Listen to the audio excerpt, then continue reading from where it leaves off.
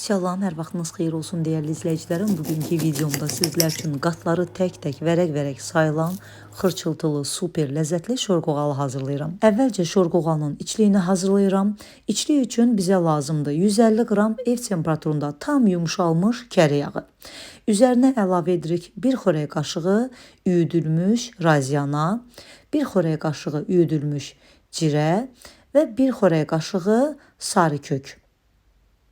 Ədviyyatlarımızı əlavə etdikdən sonra üzərinə yarım çay qaşığı qırmızı istiot əlavə edirik və 1 xörək qaşığı da duz əlavə edirik. Qeyd etdiyim kimi, içlik üçün lazım olan 150 qram kərə yağı çalışın ki, ev temperaturunda tam yumşalmış olsun, bərk halda qətiyyən istifadə etməyin.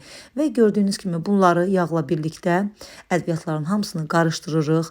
Hamısını qarışdırıb krem halına saldıqdan sonra yarım kiloqram, yəni 500 qram unumuzu hissə-hissə əlavə edərək umacımızı hazırlayırıq.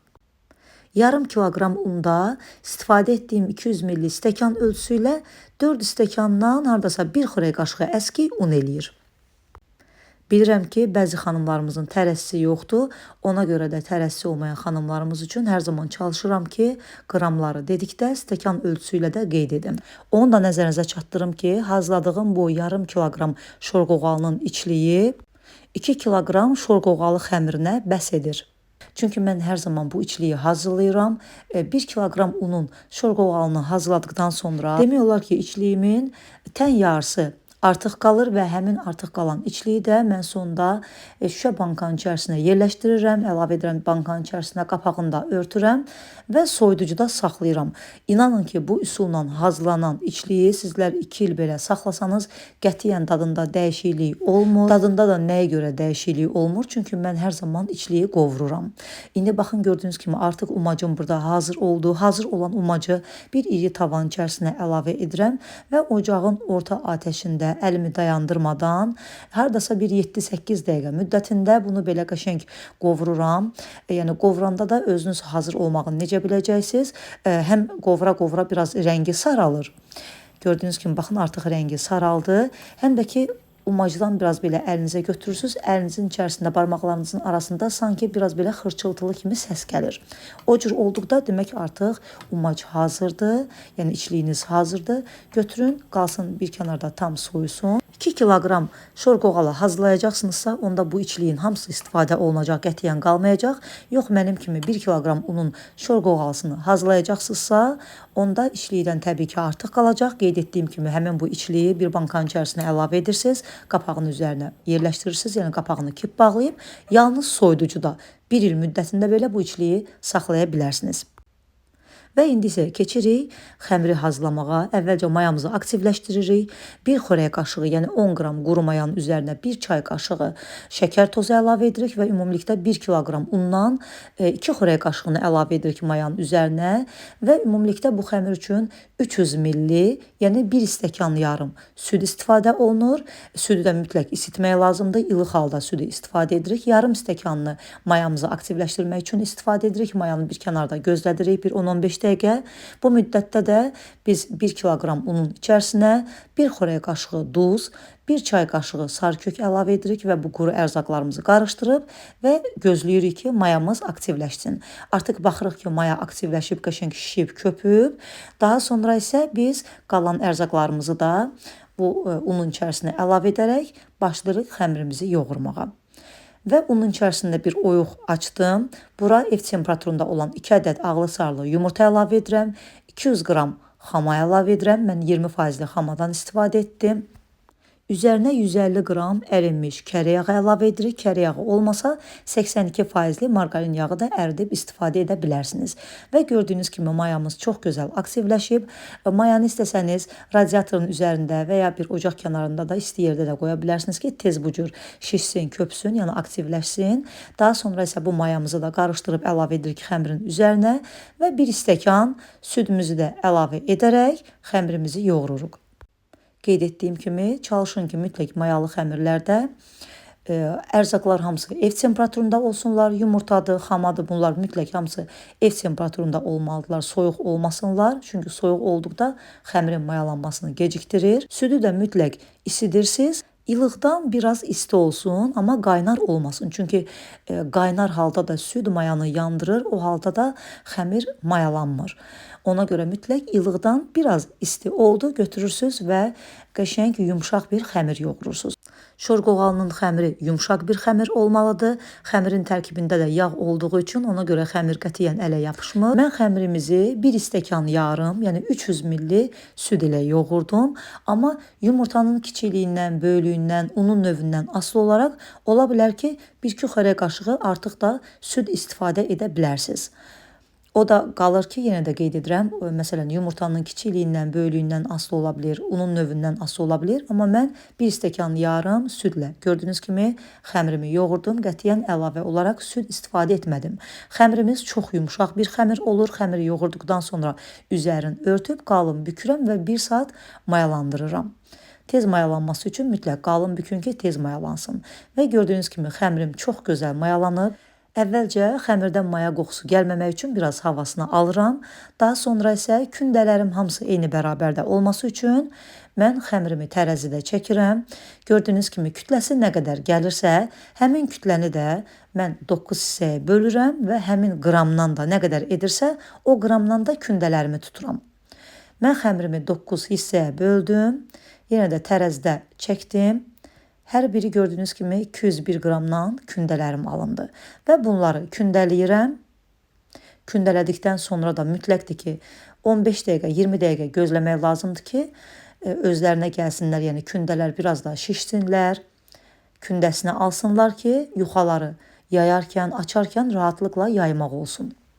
Dəyərli izləyicilərim, kim hardan videomu izləyirsə, hər birinizdən çox xahiş edirəm ki, videomuzu izləyərkən zəhmətə dəyər verib, saniyənizi ayırıb yuxarıda gördüyünüz bəyən düyməsinə toxunaraq videolarımızı bəyənməyi unutmayın. Əgər bəyənirsinizsə, onda videolarımızı yaxınlarınızla da paylaşa bilərsiniz. Kündələrim də çox gözəl mayalandılar, kündəsini aldılar və bir-bir götürürük, üzərinə altına un səpərək yayırıq. Videomuz çox uzun alınmasın deyə mən bir ədəd kündənin yayılmasını sizlərə göstərirəm. Kündəmin birini yaydıqdan sonra masanın üzərinə bitki yağı əlavə edirəm. Mütləq çalışın bitki yağından istifadə edin masanı yağlayarkən. Çünki kərə yağıyla yağlasaz, kərə yağı biraz donur. Yəni alt kündəni sonradan kəsib çıxardanda yapışır masanın üzərinə. Ona görə mütləq bitki yağı ilə, yəni duru yağla yağlayın. Duru yağla masanın üzərini yağladıqdan sonra təxmini gözə yarı olaraq mən demək kündəni düzbucaqlı formasına verəcəm. Ona görə deməli masanın üzərində ona uyğun olaraq gözə yarı olaraq hər tərəfini belə qəşəng yağlayıram. Duru yağla yağladıqdan sonra İlk yaydığım kündəni üzərinə yerləşdirirəm və kənarlarından nə qədər gəlirsə, o qədər də dartaraq düzbucaqlı formasını verirəm. Yuxaları yağlamaq üçün də mən 500 qram, yəni yarım kiloqram yağı əritmişəm, ayranından ayırmışam. Yəni yağın tərkibində qətiyyən tortası, ayranı qalmalı deyil, sırf kərə yağının, yəni yağın özü olmalıdır. Və beləcə hər tərəfini eyni bərabərdə olmaqla fırça ilə yağlayıram. Yağladıqdan sonra digər masamın üzərində də başlayıram ikinci kündəni yaymağa. Həmin o ikinci kündəni yayarkən də artıq bu bir kündənin üzərinə əlavə etdiyiniz bu yağladığınız yağ üzərində biraz da donmuş olur və yağlar ara qatlarda donarkən, bişərkən də qoğallar qəşəng xırçıltılı alınır. Bir də ki, bunları demək dartarkən çalışın ki, nə qədər bacarırsınız, o qədər ehmalca dartın. Yəni çox dartıb cırmayın. Çünki yuxalar çox cırıldıqda istədiyiniz qatlar əmələ gəlməyəcək. Və beləcə gördüyünüz kimi hamısını eynən bu üsulla 9 kündənin də 9'unu ayrı-ayrılıqda bir-bir yayıram, üzərinə yerləşdirirəm. Kənarlarını ehmalca dartaraq birləşdirirəm, yağlayıram və yağladıqdan sonra keçirəm digər masamın üzərində qalan kündəmi yaymağa. Beləcə hamısını yayaraq, yağlayaraq üst-üstə yığıram. Yenə də qeyd edirəm, ümumilikdə burada mənim hazırladığım şorqoğalı 9 ədəd kündədən hazırlandı. Və artıq bu 9'uncudur. 9'uncu kündən də üzərinə qoyub kənarlarını bərkidirik. 9'uncu kündən üzərinə qətiyyən yağ çəkmirik. Xəmirin kənar hissələri biraz nahamar olduğu üçün kənar hissələri kəsib çıxardıram. Təbii ki, onları da israf etmirəm. Onlardan da bir qoğal hazırlayacağım, yəni bükəcəm. Rulon büküb onları da bir qoğal edəcəm. Kənarlarından kəsdikdən sonra əgər çox iri qoğal istəyirsinizsə, onda 3 barmaq enində də kəsə bilərsiniz. Onda biraz az alınacaq, amma mən burada 2 barmaq enində kəsdim lentaları və bu reseptlə ümumilikdə məndə 22 ədəd şor qoğalı alındı. Və gördüyünüz kimi hamısını 2 barmaq enində kəsdim. 22 ədəd lenta alındı. Və bunları da dartaraq ehmalca rulon bükürəm hamısını. Rulonları bükdükdən sonra da qətiyyən tez forma verməyə çalışmayın. Mütləq bunları da gözlədin. Çünki şor qoğalının xəmiri sevir ki, bunu gözlədə hazırlayasınız. Çünki mayalı xəmir olduğu üçün gözlətmək lazımdır ki, biraz kündəsini alanda daha rahat olur xəmirlə işləmək. Rulonların hamısını bükdükdən sonra üzərlərinə bir salafanla örtürəm. Elə masanın üzərindəcə qalır. Hardasa bir yarım saat gözlədirəm bunları. Yarım saatdan sonra bir-bir götürürəm.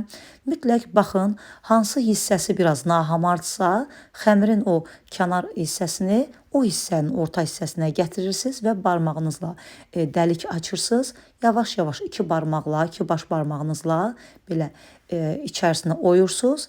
Və içlikdən də mən 2 çay qaşığı dolu əlavə edirəm. İçliyi az sevirsinizsə az da əlavə edə bilərsiniz. Çox sevirsiniz, çox əlavə edə bilərsiniz. İçlik artıq qalıb sizlərin istəyinə. Amma mənə elə gəlir ki, 2 çay qaşığı tam bəs edir.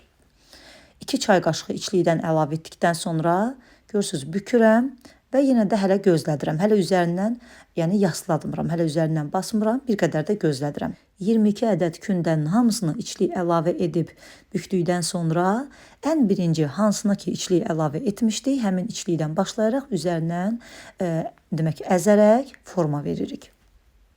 Və gördüyünüz kimi baxın, hamısının qatları da üzərində bir-bir qalıb.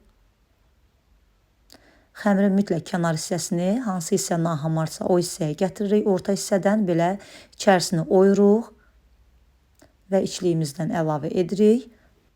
Bu hissəni də mütləq yaxşıcana bağlamaq lazımdır ki, açılmasınlar.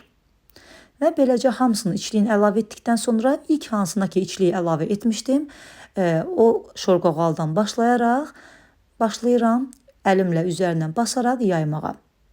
Və qatları da hamısı üzərində qalır. Əgər istəyirsinizsə şor qoğallarınız biraz nazik olsun, onda üzərindən çox da basa bilərsiniz. Yox, əgər istəyirsinizsə mənim hazırladığım kimi qəşəng belə toppuş alınsınlar, onda çox üzərindən basmağa ehtiyac yoxdur. Və bunları hamısını demək forma verdikdən sonra üzərlərindən basdıqdan sonra mütləq yenə də gözlətmək lazımdır. Hardasa bir yarım saat. Ən azı yarım saat gözlədirik. Yarım saat gözlətdikdən sonra mən elə birbaşa listimin içərisinə yığdım. Listin içərisində üzərlərinə salafan örtdüm və yarım saat gözlətdim. Yarım saatdan sonra götürürük. 2 ədəd yumurtanın sarısını götürdüm. Bir dənə də bütöv yumurta. Bunları qarışdırdım. 1 xörək qaşığı da duru yağ içərisinə əlavə etdim. Çəkirəm qoğalların üzərinə və yumurtanın ağına da gördüyünüz bu gül formasını demək bulayıram və burada xaş-xaşdan istifadə edirəm. Xaş-xaşa batırıb üzərlərinə bu cür gül forması salıram. Və sobamı da artıq yandırmışam. Öncədən isidilmiş sobada. Mən konveksiya rejimində bişirirəm hər zaman şor qoğallarımı. 160 dərəcədə 35 dəqiqə müddətində bişirdim. Sizlər də xırçıltılı olmasını istəyirsinizsə mütləq 35 dəqiqə müddətində bişirin. Xına kimi qıpqırmızı qızarır və götürürük. Amma konveksiyasız adi sobalarda isə 190-200 dərəcə arasında bişirə bilərsiniz. 2 list soba listimlə bərabər qoğalları bişirdim. 4 ədəd kündə qaldı. Həmin o 4 ədəd kündən də balaca bir listin içərisində ilk olaraq bişirdim və onu bişirən kimi axşam idi. Yedik, dadına baxdıq. İnanın ki, dadından doymaq olmur. Çox dadlı, çox ləzzətli şor qoğallardır. Və gördüyünüz kimi hamısı hazır oldu. Tək-tək qatları hamısı bilinir. Əgər sizlər də şor qoğallarınızın bu cür möhtəşəm, çox gözəl alınmasını istəyirsinizsə, qatlarının tək-tək bilinməsini istəyirsinizsə, videoda hansı ardıcıllıqla etmişəmsə mütləq sizlər də o ardıcıllığı gözləyin. Yəni o ardıcıllıqla, səbirlə hazırlasanız, inanın ki, sizlərin də hazırladığı qoğallar bu cür gözəl alınacaq. Baxın, bu da iç görünüşü, qat-qat, möhtəşəm şor qoğallarıdır. Yeyən hər kəs tərəfindən də çox bəyənilir. İndi necə xırçıltılı olduğunu burada sizlərə göstərəcəm.